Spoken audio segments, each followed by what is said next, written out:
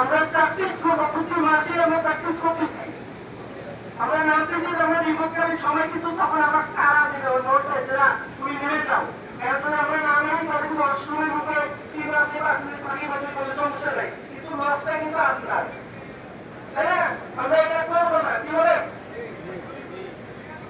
আর আমরা নামার সময় সিস্টেম আছে যে আগে কেন আমরা যারা আমরা দেখবো যে বয়স্ক প্রেগনেন্সি মহিলারা থাকে ওনাদের নামতে সহযোগিতা করবো। ফায়ার ফাইটার যারা তারা হচ্ছে ইউনিফর্ম পরিধান করে ফায়ার এক্সটিংগুইশার নিব, নিয়ে যদি কখনো দুর্ঘটনা ঘটে দুর্ঘটনা আমরা কিভাবে আগুন নিব, যে কোনো আগুনের ক্ষেত্রে টিসিপি ফায়ার এক্সটিংগুইশার ব্যবহার করবো। আর বড় আগুনের ক্ষেত্রে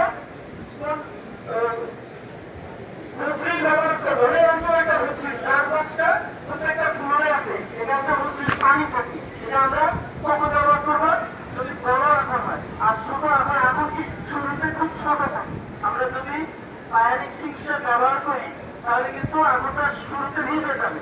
আর যখন মনে করেন বড় হয়ে গেছে আমাদের আয়ত্তের বাইরে, তখন আমরা কি করবো লুজ পাইপ ব্যবহার করবো।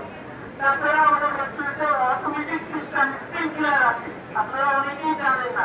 এটা ইয়ার মতো আছে, যেখানে কোনো একটা ভাল্ব আছে, লাল ভাল্ব, হ্যাঁ, এই সিস্টেমটা হচ্ছে অটোমেটিক সিস্টেম স্প্রিংকলার।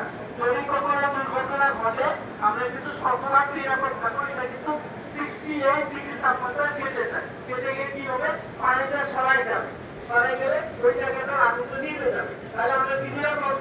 তো আমরা কি করবো, আমাদের অসাবধানতাটা আমরা অবলম্বন করবো না, আমরা সাবধান হয়ে যাবো। যে একটা দুর্ঘটনা ঘটছে আমরা চিন্তা ভাবনা করবো না, আমরা দেখবো যে